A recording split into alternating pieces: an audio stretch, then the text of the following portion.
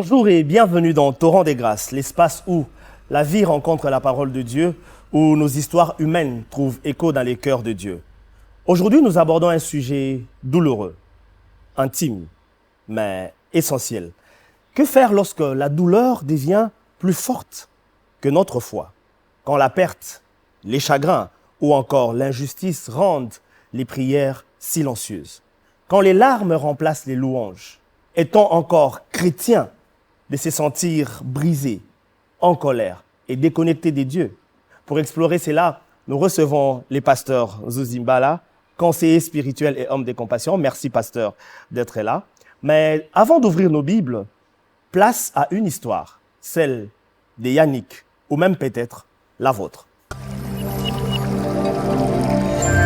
Shalom, chers fidèles téléspectateurs et internautes de Torrent des Grâces. Suivez attentivement l'histoire de Yannick. Ce dimanche-là, Yannick a pris sa Bible, mais il ne l'a pas ouverte. Il est resté assis, figé, sur le bord de son lit, la tête entre les mains.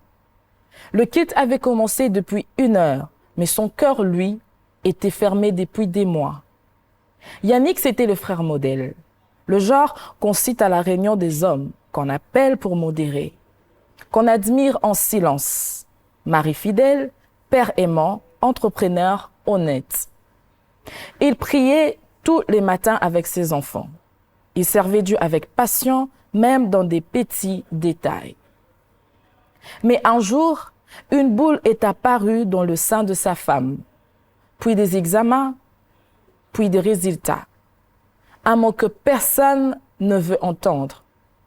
Cancer. Yannick a prié fort longtemps, avec foi. Il a jeûné, veillé, s'aimé. On l'a entouré, l'Église a intercédé. Tout le monde y croyait, jusqu'à ce que tout s'arrête. 3 mois, puis la tombe. Le jour de l'enterrement, il a tenu bon. Pour ses enfants, bien sûr. Pour l'image, il a chanté avec le cœur, même si chaque parole le lasserait. Puis il est rentré et quelque chose s'est éteint en lui. Depuis, il vit en pilote automatique. Il sourit pour rassurer. Il gère le quotidien. Il répond « Amen » quand on lui parle.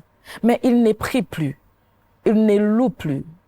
Il ne croit plus comme avant. Il n'est pas en rébellion. Il est en douleur. Il ne doute pas que Dieu existe. Il doute que Dieu entende, que Dieu s'intéresse encore à lui. Il n'en veut même pas à Dieu, non. Il ne le comprend juste plus. Ce dimanche-là, il a pris sa Bible comme un réflexe, mais il ne l'a pas ouverte. Il a regardé le plafond et a murmuré. « Est-ce que tu m'as vu pleurer vraiment ?» Puis il a reposé la Bible, il est resté là, silencieux, comme le ciel au-dessus de lui.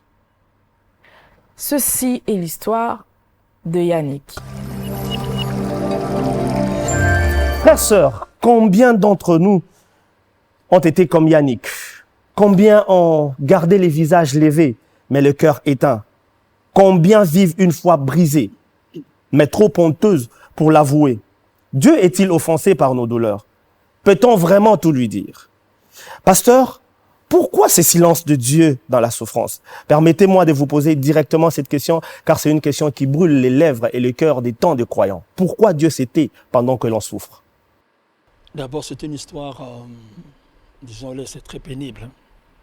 Il faut la vivre pour sentir la douleur qui est de Yannick. Votre question, pourquoi le silence de Dieu, c'est ça? Exactement. Voici ma réponse.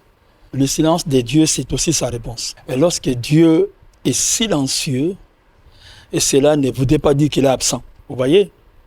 Et c'est là que moi je comprends que le jour où l'homme va comprendre Dieu, Dieu ne sera plus Dieu. Il est tellement élevé, tellement au-dessus. Son silence, c'est aussi une réponse.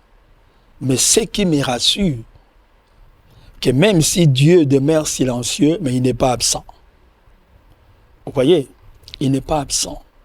Généralement, ce que l'homme voudrait, que quand il parle à Dieu, il a une réponse. Il prie, il gêne, il a une réponse.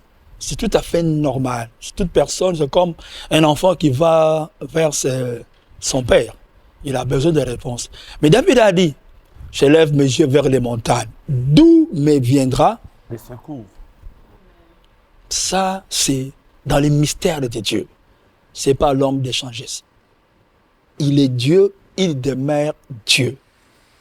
Devant nos larmes, nos cris, nos douleurs, Dieu sur son trône. Nos larmes et nos cris, nos douleurs ne vont pas les détrôner. C'est pour dire qu'il est au-dessus de ce que nous comprenons, de ce que nous connaissons. Il demeure Dieu. Pour revenir sur la situation de Yannick, un homme fidèle, un mari aimant, un serviteur bien, un bon père, mais ce qui lui arrive, est-ce qu'on peut dire que c'est dû au péché, un lien générationnel ou un quelconque problème du genre? C'est ça le mal de l'Église aujourd'hui. On veut une explication devant toute situation. Aujourd'hui d'ailleurs, le pasteur est même devenu comme un juge, comme un notable. Pasteur, pourquoi il est mort? Et pasteur, pourquoi il est malade? C'est ça. D'où est venu cet évangile? Moi, je ne comprends pas. On veut avoir des réponses devant toutes les situations. Pourquoi est-ce qu'il est malade? Pourquoi est-ce qu'il est mort? Donc, c'est-à-dire parce que ce n'est pas bon. Ne faites pas de votre pasteur votre juge, ou bien votre notable, et qui doit répondre à, disons, qui doit avoir une réponse devant toute situation. Non. Il y a un verset. Écoutez, un jour, j'étais au Cameroun. Job. J'ai reçu l'invitation d'une église aux États-Unis. Leur pasteur était mort. Là, il y avait des amis qui m'ont contacté. Tout était fait, prêt pour que j'aille travailler aux États-Unis.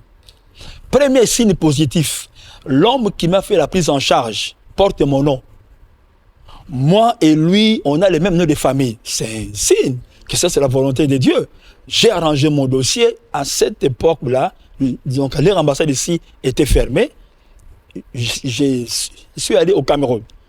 Le premier jour, le jour de rendez-vous là-bas, à Yaoundé, mon dossier a traîné à DHL. J'ai changé le jour de rendez-vous, je suis rentré au pays.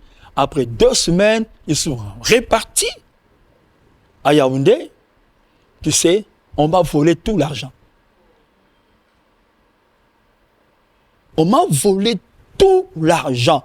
Et l'argent de séjour, l'argent des visas, toute la poche est partie. J'ai été obligé de rentrer. Comme Yannick, j'ai posé la question, mais ce n'est pourquoi ça? Là, je savais que j'étais encore trop jeune. Et être pasteur, la maison était prête. La voiture était prête. Toute ma famille était prise en charge.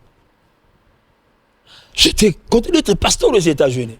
Mais tout est parti. Je suis rentré chez moi à la maison. Regardez-moi, quand je pleure, il ne faut pas m'empêcher. Donc, aidez-moi à bien pleurer. Parce que chaque goutte de larmes qui sort pour moi, c'est une guérison. J'ai pleuré ce jour-là. J'ai vu, je n'ai pas demandé ça. Des amis sont là-bas. L'homme qui m'a fait la prise en charge, lui c'est Mbala, moi c'est Mbala, même nom de famille. Je n'ai reçu aucune réponse de Dieu à toutes mes questions. Qu'est-ce que j'ai fait? Romains 8. Toutes choses concourent au bien de ceux qui aiment Dieu. C'est ce qui m'avait consolé. Tu sais quoi? 2 mois après, le pasteur Mukengeshai, qui était responsable de l'église, là où j'étais, a été promis responsable de notre ministère pour toute l'Afrique, où les sièges se trouvent au Mali. Il était parti. Il m'a laissé l'église. J'ai pris l'église jusqu'à aujourd'hui sans être orgueilleux, mais je le dirige comme si c'était rien. J'ai compris que je ne suis pas pasteur aux États-Unis. Dieu était totalement silencieux. ne faut pas aller poser à Dieu des questions, avoir des réponses à tout ce qui peut arriver à l'église. Des fois, j'aime ce que Dieu dit, les voies de Dieu sont insondables. Les pensées de Dieu dépassent notre pensée. J'ai un principe. Là où je comprends. Là où c'est difficile, je ne force pas la compréhension. Des larmes aux yeux, le cœur brisé, je me mets à genoux, je pleure, et je dis à Dieu, merci. Papa, est-ce qu'on peut considérer que les silences de Dieu est une forme pour Dieu de nous punir? Est-ce que les silences de Dieu est une punition? Non, ce n'est pas une punition. Mais c'est la réponse, c'est l'une des réponses de Dieu. Écoutez Job, si vous lisez, je crois, David, je n'ai pas oublié, il dit, pourquoi es-tu silencieux? Pourquoi tu t'es retiré de moi? Pourquoi tu m'as abandonné? Jésus-Christ a vécu ça, le silence de son Père, dans le jardin d'Éden. Il a vu la souffrance. Lorsque la sueur devient comme il a senti la douleur. Job, c'était pas facile. C'était pas facile. Lorsque le sang, lorsque la sueur est transformée en des gouttes de sang, la souffrance était atroce. Et il a crié, si possible, cette coupe s'éloigne de moi. Mais, toutefois que ta volonté soit faite. Dieu ne lui avait rien dit. La parole de Dieu a envoyé des anges pour le fortifier. Ça, c'est Dieu. Ce n'est pas une punition. Moi, j'ai dit, le jour où l'homme va comprendre totalement Dieu, il ne sera plus Dieu. Je me mets à la place de Yannick. Il a prié. Il a gêné. Paf! C'est la tombe, comme je lis cette histoire. Regardez, moi je ne le condamne pas à Job. Il faut vivre ça pour comprendre sa douleur. Je ne le condamne pas. Parce qu'on dit qu'Yannick, il ne croit plus comme avant. Je ne le condamne pas. Parce que si tu n'as jamais connu une douleur, tu peux le condamner. C'est là l'importance. Malheureusement aujourd'hui, l'Église, que Dieu nous aide. Malheureusement aujourd'hui, l'Église a perdu un peu une de ses valeurs. Et c'est effectivement ça d'ailleurs ma prochaine question, c'était de chercher à savoir comment l'Église, la communauté chrétienne peut aider à accompagner une personne ou les personnes qui se retrouvent dans cette situation-là. Dans ces conditions-là, l'Église, même si on n'a pas de mots pour dire à Yannick, mais soyez présents. C'est tout. Moi, je me rappelle, j'ai des enfants qui ont connu des problèmes. Il a perdu sa famille qu'on sort. Moi-même en larmes, mais j'étais là présent durant 7 jours de deuil. Je n'ai pas de mots pour dire quelque chose. Même un verset, je n'en trouvais pas. Parce que c'était tellement douloureux. Mais ma présence suffisait pour cet homme. Ne le condamnez pas. Il a des sentiments, il est humain. Et surtout lorsqu'on perd un être cher, quand les gens sont là, ça peut passer encore. Mais quand on a enterré, les gens sont partis. C'est là où le vrai deuil commence. L'Église, soyez présents. Parce que là, tu peux tout donner, ça ne va rien combler. Mais la simple présence. Parce que Dieu, là, on n'a pas à condamner. Dieu a accompli. Il y en a des cas qu'on a prié, Dieu a guéri. Mais d'autres cas qu'on a prié, Dieu a dit non. Dieu a fait sa volonté. On n'a pas à poser à Dieu des questions. Pourquoi? Non. Soyez simplement présents. Et c'est ce qui manque à l'Église d'aujourd'hui. Soyez simplement présents lorsque les frères souffrent. Il ne va pas poser des questions. Pourquoi? Moi, ça m'étonne, Job. On fait des analyses. Est-ce qu'il y a Simba Kité? Est-ce que c'est Boumali Soumte? On est où? On est où? Moi, j'ai dit toujours aux gens, si tu veux poser la question pourquoi il est mort, va d'abord poser la question pourquoi est-ce qu'il est né. Si tu veux comprendre le mystère de la mort, va d'abord chercher à comprendre le mystère de la vie. Mais si tu n'as rien compris de la vie, ne pose pas la question sur la mort. Ce sont des mystères que Dieu seul connaît dans son secret. Nous nous recommandons entre les mains de Dieu. Regardez. Qu'est-ce que tu peux dire de Joseph? Quel était son péché? Entré en prison à 17 ans. Et il est sorti après des 30 ans. Qu'est-ce que vous allez dire? Mais vous voyez comment... C'est ce qu'il priait. Moi, j'ai mal quand je lis Joseph. Il dit, quand il parlait à ses deux amis là-bas, quand vous allez sortir, parlez de moi au roi. Je suis ici, je n'ai rien fait de mauvais. Quelle douleur qu'il sentait. Et comme je lis David, j'ai encore plus mal. En cavale pour fuir Saül, il prend ses parents chez le roi des Moab. Garde mes parents, il dit, je ne sais pas qu'est-ce qui va m'arriver demain. Quelle douleur. Les parents ont fait quoi? Mais l'Église, arrêtons de questionner les gens, de trouver des réponses.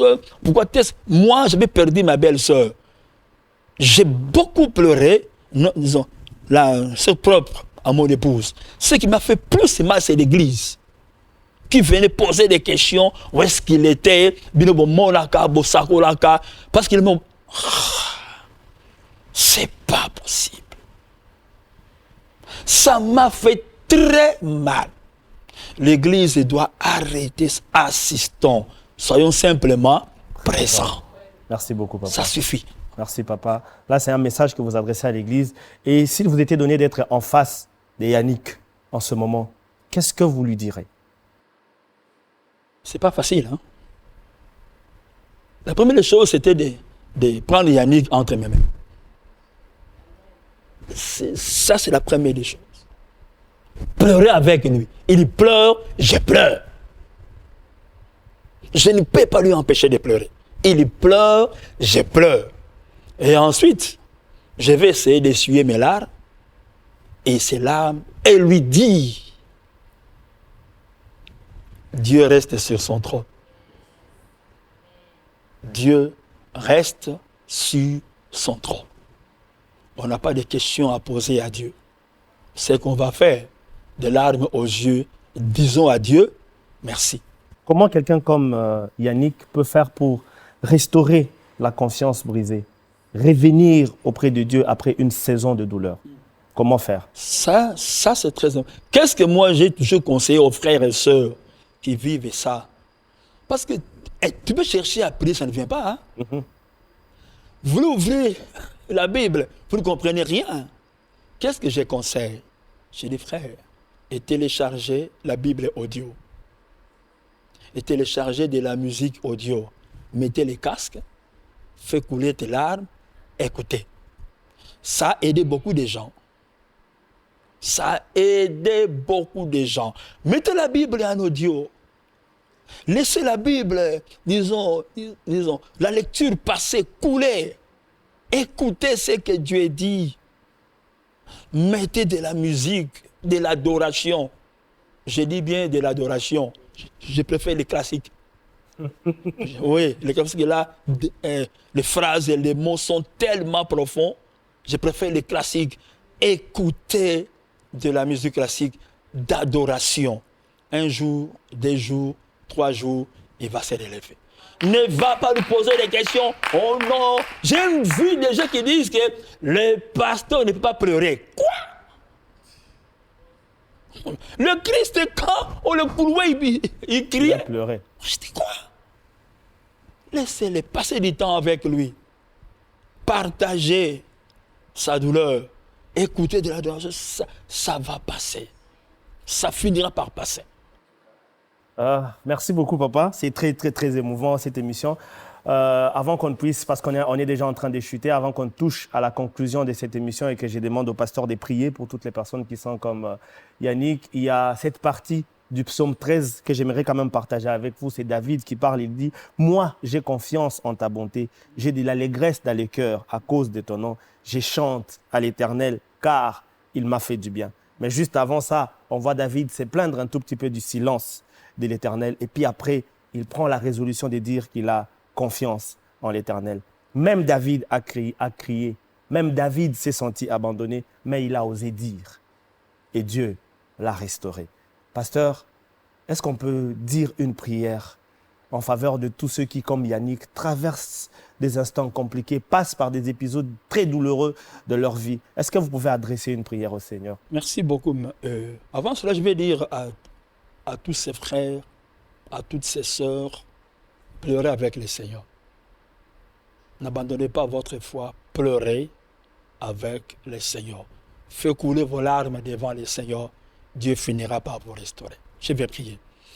Nous rendons grâce à ton nom, Seigneur notre Dieu, pour cette émission combien sensible. Nous recommandons ton peuple, ton Église, qui est entre où des frères, des sœurs passent des moments difficiles et pénibles après avoir prié, adoré, chanté, célébré Dieu. Nous disons simplement merci parce que tu es Dieu, tu demeures sur ton trône. Ma prière, au Dieu, dans leur douleur, que tu les visites, que vous puissiez les serrer sur ta poitrine, qu'ils sentent les battements du cœur de Dieu, qu'ils sentent la chaleur de notre Seigneur, notre Père, pour leur relèvement. Je prie, Dieu, que vous les soutenez, afin que Satan ne puisse pas les abattre. Glorifie, Père très saint, ton nom, au nom de Jésus-Christ. Amen. Amen. Merci beaucoup, pasteur, pour cette prière. Nous arrivons donc à la fin de cette émission qui était consacrée à la douleur qui crie plus fort que notre foi. Si tu te retrouves dans cette situation, bien-aimé, sache que tu n'es pas fou. Tu n'es pas un mauvais chrétien. Tu es simplement en deuil, en pause. Et Dieu ne t'attend pas seulement sur les bancs de l'église. Il te rejoint dans ta chambre, là où tu es, sur le bord de ton lit, comme il l'a fait avec Yannick. Il est encore là. Il ne répond peut-être pas de manière audible, mais sache qu'il est là et qu'il est encore prêt à marcher avec toi. Merci à vous tous d'avoir suivi cette émission. On se fixe rendez-vous la semaine prochaine pour un nouveau numéro des Torrents des Grâces. N'hésitez pas à nous suivre sur nos réseaux sociaux, à liker, à commenter et à partager nos contenus. À la semaine prochaine et que Dieu vous bénisse.